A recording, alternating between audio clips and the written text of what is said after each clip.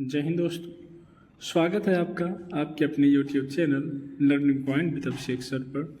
दोस्तों, अगर आप चैनल पर नए हैं तो चैनल को सब्सक्राइब कर लीजिए और बेल आइकन प्रेस कीजिए ताकि आप डेली डिक्टेशन पा सकें। दोस्तों, आप सबके लिए RSMSSB और EPFO के लिए पेड बैच चलाए जा रहे हैं। तो अगर आप भी उस बैच से जुड़ना चाहते हैं तो आप इस नंबर पर संपर्क कर सकते हैं 7393976701। इन दोनों बैच की जो फीस रखी गई है वो 600 रुपये रखी गई है, EPFO के लिए भी और RSMSSB के लिए भी। तो आप इस नंबर पर संपर्क करके हमसे बैच की जानकारी ले सकते हैं और जुड़ना चाहते हैं तो मैसेज कीजिए व्हाट्सएप या टेलीग्राम पर। आपकी डिक्टेशन शुरू होगी 5 सेकंड बाद।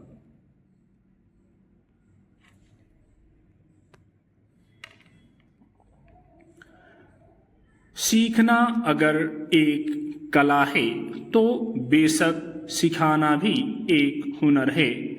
गुरु शिष्य परंपरा के बीज भी कभी सीखने सिखाने की इस कला ने ही बोए होंगे। चाणक्य के बिना चंद्रगुप्त कहाँ होता, रामकृष्ण परमहंस के बिना स्वामी विवेकानंद खुद को कभी खोज ही ना पाते। सिद्धार्थ के जीवन की वे 4 घटनाएं थीं जिन्होंने उन्हें झकझोर कर गौतम बुद्ध बना दिया।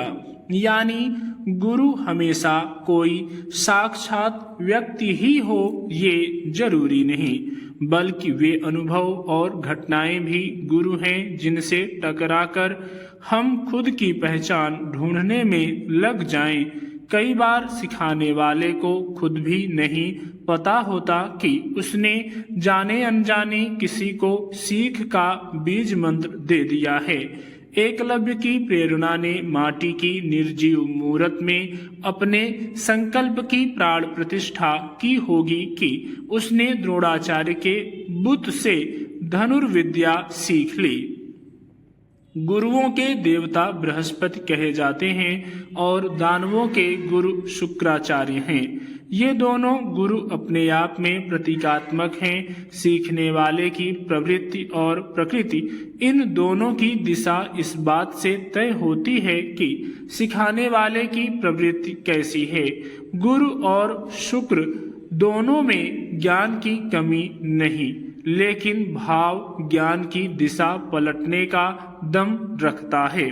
कहते हैं रावण सा ज्ञानी दूसरा पैदा नहीं हुआ, उसमें ना ज्ञान की कमी थी और ना ही बल की, लेकिन उसका दिशाहीन बल और उसकी बुद्धि ही उसे ले डूबी। सीखने की ललक के बिना गुरु के ज्ञान का भी कोई मोल नहीं। ये एक सिक्के के 2 पहलू हैं। जो जैसा सीखना चाहता है वैसा ही गुरु भी खोज लेता है। हमारे यहाँ गुरु शिष्य का संबंध केवल शिक्षा के दायरे में नहीं बंधा है। उस्ताद चोरों के भी होते हैं जिनसे वे चोरी और ठगी के पैंतरे सीखते हैं। ट्रक पर काम करने वाले, चाय ठेले और दूसरी दुकानों पर काम करने वाले छोटू और रामू चेले के भी उस्ताद होते हैं। यानी जीवन के हर पहलू में गुरु चेले की जुगलबंदी जरूर मिलती है, लेकिन इन सब में शिक्षा के क्षेत्र में गुरु शिष्य का संबंध सबसे ऊपर और पहले है। सीखने सिखाने का यह संबंध अब 2 तरफा नहीं रहा। तकनीकी दखल ने यहाँ दस्तक दे दी है। गूगल, यूट्यूब पर सहजता से जानकारी ढूंढते ढूंढते अब हम ChatGPT और कृत्रिम बुद्धिमत्ता के गलियारों में खोने लगे हैं। कोविड महामारी ने लोगों को वैकल्पिक होकर जीना सिखा दिया। शिक्षा और स्कूल की कड़ी जोड़े रखने की कोशिश ने ऑनलाइन पढ़ाई का जो रास्ता दिखाया उसने सीखने का चेहरा बदल दिया।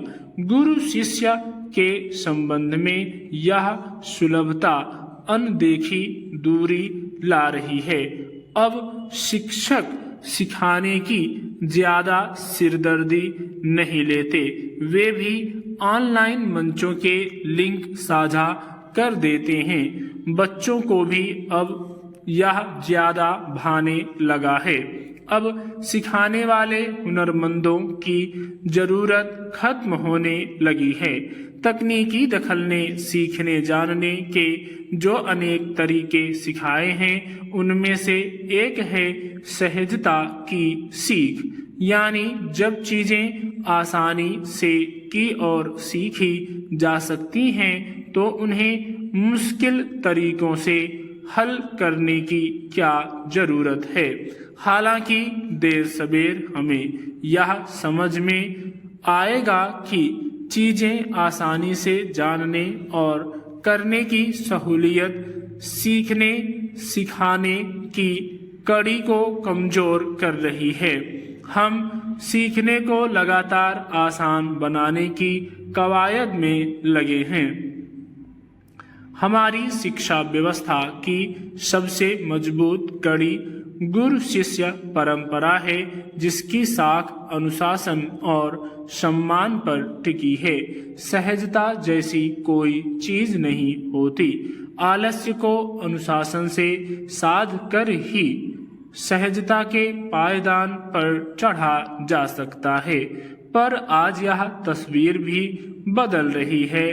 तकनीक ने जो सुलभता हमें मुहैया कराई है, वह हमारी मानसिकता पर इस कदर हावी है कि हम सब कुछ आसानी से हासिल कर लेना चाहते हैं। फिर वह रोजमर्रा का कोई काम या जरूरत हो या पढ़ाई लिखाई ही क्यों ना हो। किताबों की जगह किताबें, PDF, अध्यापक गुरुओं की जगह कोचिंग संस्थान, ऑनलाइन YouTube वीडियो और ट्यूटर सहजता से मिल रहे हैं। पेपर और पत्रिकाओं के जमाने में किताबें ऑनलाइन हो रही हैं तो हैरानी की बात नहीं। इस सच को हम अक्सर आंकड़ों की गिनती से झुठलाने की कोशिश करते हैं। बच्चों के हाथ से कापी कलम छूट रहे हैं। कापियों के बजाय बच्चे लैपटॉप कंप्यूटर पर ही व्यस्त हैं। अभिभावक बड़े अभिभूत हो रहे हैं कि हमारे बच्चे पश्चिमी देशों के बच्चों और उनकी जीवन शैली से जरा भी कम नहीं।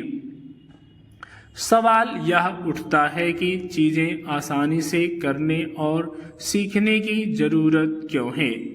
पहले चीजें आसान करके सिखाने के बजाय न सीखने के जोखिम और परिणाम पर गुरु और अभिभावक बराबर जोर देते थे। जब हम शुरू से जोखिम और चुनौतियों का सामना करते हैं तो यह हमें मानसिक तौर पर मजबूत बनाता है। आज युवा प्रतियोगिता और जोखिम से निपटने के आसान रास्ते पहले खोजता है। इस बात पर गंभीरता से सोचने की जरूरत है कि बच्चों को चीजें और परिस्थितियां आसान करके देने की चाह में कहीं हम सक्षम होने की राह में रोड़े तो नहीं बन रहे। सहूलियत और सिखावन में तकनीक का पुल बांधते हुए हमें यह भी ध्यान रखना होगा कि सीखने की कुछ शर्तें होती हैं और सफलता और मेहनत का कोई संक्षिप्त रास्ता नहीं। आसानी से कुछ हासिल नहीं होता और चुनौती सफलता का पहला पड़ाव है। पिछले कुछ वर्षों से हवा में बढ़ते जहरीले रसायनों के चलते सांस की तकलीफ से लेकर सेहत संबंधी बहुस्तरीय समस्याएं न केवल हमारे देश बल्कि दुनिया भर में चिंता का कारण बनी हुई हैं। आए दिन वायु गुणवत्ता में लगातार गिरावट और उसके बुरी तरह प्रदूषित होते जाने के मसले पर पर्यावरणविद चेतावनी देते रहे हैं कि अगर समय रहते इस दिशा में ठोस कदम नहीं उठाए गए तो आने वाले वक्त में प्रदूषण से बिगड़ते हालात को संभालना असंभव हो जाएगा। मगर इस वर्ष एक बार फिर दीपावली के मौके पर इतने पटाखे जलाए गए कि देश के कई शहरों की वायु गुणवत्ता बेहद खराब श्रेणी में चली गई।